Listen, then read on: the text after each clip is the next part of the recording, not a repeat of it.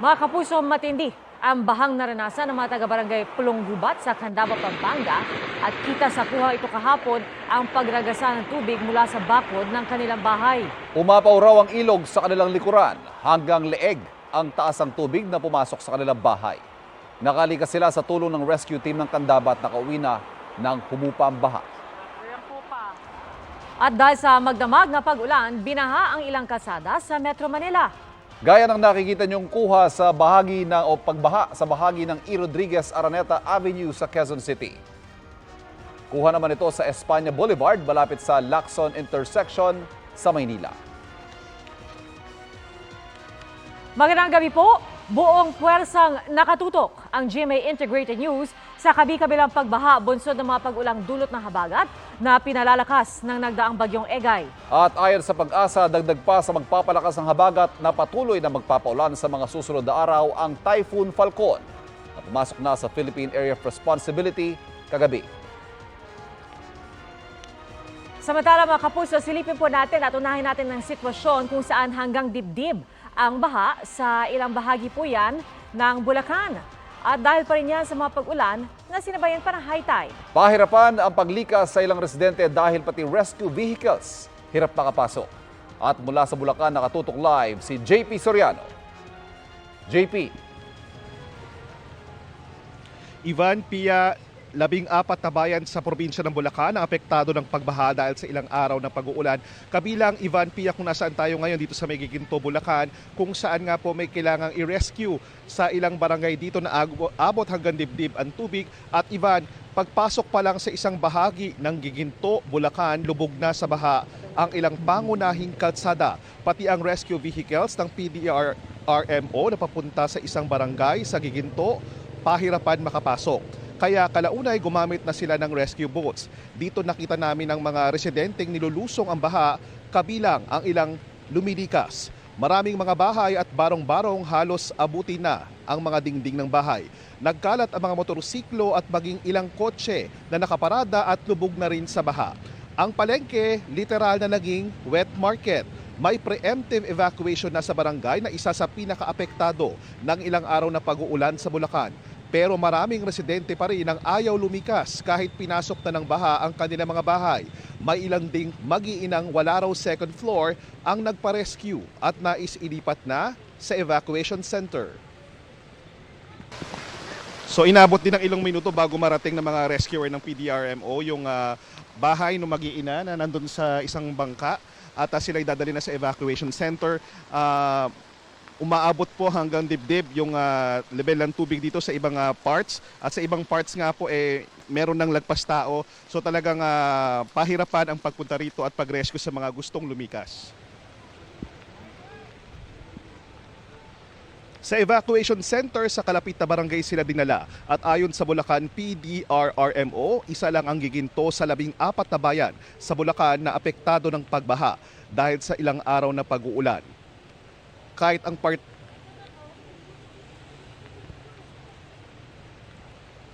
medyo silted na rin yung mga ilog natin. Maybe because of the construction ginawa natin dyan. And likewise, dahil sa 3 days na rin, saturated na rin ang ating kalupaan. lubog din sa baha ang ilang bahagi ng MacArthur Highway sa Balagtas, Bulacan. Sasakyan man o tao, lumusong sa tubig. Kahit ang parte ng MacArthur Highway sa Bukawe, binaha rin. Lagpas tuhod ang baha sa mga barangay ng Bunlo at Bundukan. Pero sa barangay Igulot, hanggang dibdib ang taas ng tubig. Gamit ang mga bangka, voluntaryong isinakay ng mga taga-barangay ang mga residente para makatawid at makalikas. Nasa 25 pamilya ang nasa evacuation center.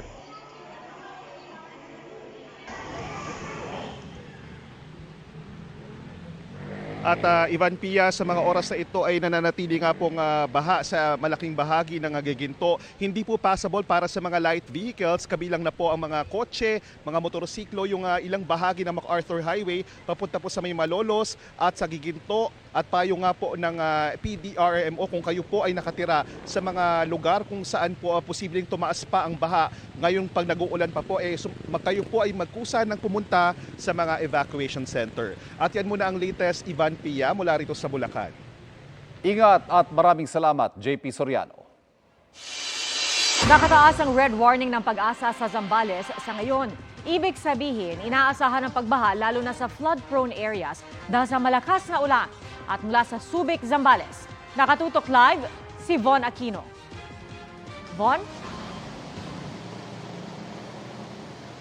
Pia, maghapong maulan dito sa Subic, Zambales at Olongapo City, kaya naman ang ilang mga kalsada nagsimula ng bahain. Ang matinding ulan kagabi nagresulta sa abot-tuhod na baha sa Olongapo City. Napalusong tuloy ang mga commuter. Marami pa namang pauwi na noon at walang masakyan. Mabilis na tumaas ang tubig maging sa pangunahing kalsadang Rizal Avenue. Pinasok din ng bahang ilang bahay. Mahigit 600 residente sa 9 na barangay sa Olongapo ang inilikas. Binaha rin kagabi ang National Highway boundary ng San Marcelino, San Antonio dahil sa pag-apaw ng Linuron Irrigation bunsod ng walang tigil na pag-ulan. May closed van pang tumirik at nirespondihan naman ito ng MDRRMO San Marcelino. Alas 8 kagabi na magkaroon ng pagguho ng lupa sa isa sa dalawang Subic Freeport Expressway Tunnel. Ngayong hapon patuloy nga ang isinasagawang clearing operation ng mga otoridad matapos nga ang pagguho ng lupa kagabi dito sa bahagi ng SFEX Tunnel Subic Bound.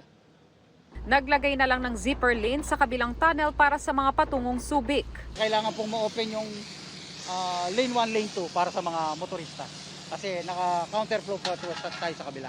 Pasado alas 2 naman ng hapon, halos mag-zero visibility sa mga kalsada sa Subic Freeport Zone at Subic Zambales dahil sa lakas ng ulan. Ang mga bangkang pangisda itinabi muna sa Pampang. Sa Guevara Avenue, Barangay Kalapakuan, Subic Zambales naman, nagsimulang tumaas ang baha pasado alas 3 ng hapon. Nilusong na lang ng mga residente ang baha bagamat passable pa ito sa mga light vehicles. Kahit kunting ulan lang po, bumabaha na po dito, ma'am. Tuloy-tuloy din ang malakas na ulan sa Olongapo City.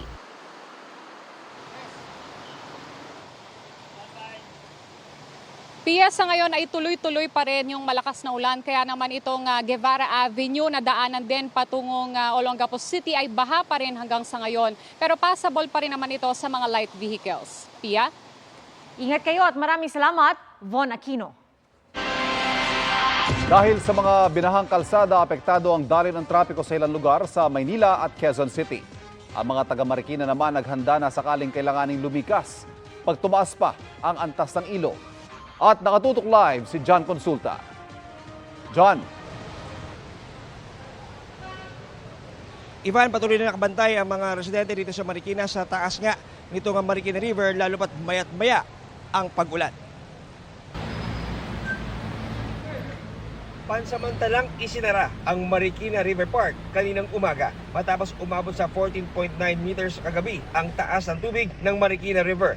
Kaya ang ilang residente hirap sa pagpadyak ng kanilang bisikleta para matawid ang hanggang binting baha. Ayon sa pamunuan ng Barangay Santo Niño, isinara ang parke para malinis ang basurang dala ng pagtaas ng tubig. Patuloy na nakamonitor ang mga opisyal sa dami ng ulang bumubuhos.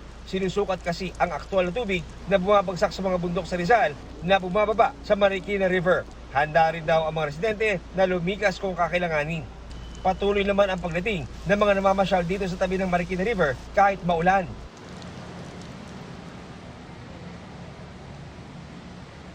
Ivan, bago nga tayo umere ay tumunog na ang sirena dito sa Marikina LGU dahil ang ibig sabihin niya ay umabot na sa 15 meters ang taas ng Marikina River. Ang ibig sabihin niya ay umabot na tayo sa first alarm at ang ibig sabihin niya, Ivan, lahat na ngayon ng mga barangay officials at kanilang mga tauhan ay naka-alerto. Yung mga barangay din dito nga sa tabi ng Marikina River. At sa oras tumabot to sa 16 meters o second alarm ay doon na raw nila isasagawa ang mga evacuation sa mga maapektuhang residente. Yan ang latest mula rito sa Marikina. Balik sa iyo, Ivan. Ingat. Maraming salamat, John Consulta. Umabot na sa 300 pamilyang inilikas sa Bataan dahil sa tindi ng pagbaha roon. Alamin natin ang latest sa Dinalupihan, Bataan at nakatutok live si Chino Gaston. Chino? Pia, pagbagal ng daloy ng sasakyan ang dulot ng pagbaha dito sa bayan ng Dinalupihan sa Bataan dahil sa patuloy pa ring nararanasang malakas na pag-uulan at syempre yung naipong tubig dahil sa habagat. Maingat na inilalabas ang lalaking ito mula sa kanilang bahay sa barangay Almacen sa Hermosa, Bataan. Pinasok na kasi ng baha ang bahay at pinangangambahan pang tumaas ang tubig sa lugar. Umabot na sa higit 300 ang dami ng mga pamilyang inilikas at dinala sa mga evacuation center sa buong lalawigan. Abot hita hanggang dibdib ang tubig sa barangay Almacen at barangay Daungan na hindi na humupa simula noong bumasok ang bagyong Egay. Pinag-iingatan natin lahat ng areas due to saturation of our mga kalupaan po dito sa sunod-sunod na araw, ilang araw na inuulan. Sa iba pang barangay sa Hermosa, humupa na ang baha. Ang mga volunteers sa barangay San Pedro abala sa paglilinis ng kalsadang napuno ng putik at buhangin. Gagamitin daw nila ang buhangin para ayusin ang nawasak na pader ng creek na sanhi ng pagbaha sa kalsada. Nagtutulong-tulong po kami bayanihan para ma-sandbag po yung lahat ng mga lumabas na lupa. Ngayon ibabalik po namin doon sa nasira pong dike. Sa Olongapogapan Highway sa Dinalupihan, hindi naman gaano malalim ang tubig pero pinapabagal pa rin ito ang takbo ng mga sasakyan. Nagmula ang tubig sa kalapit na mga creek at palayan. Samantalay, sinara muna ang kalsadang papasok ng Subic Bay Metropolitan Authority o SBMA at pinag-counterflow ang mga sasakyan habang tinatanggal ang lupa sa kalsada. Nagka-landslide kasi kagabi sa loob ng Subic Bay Eco Zone.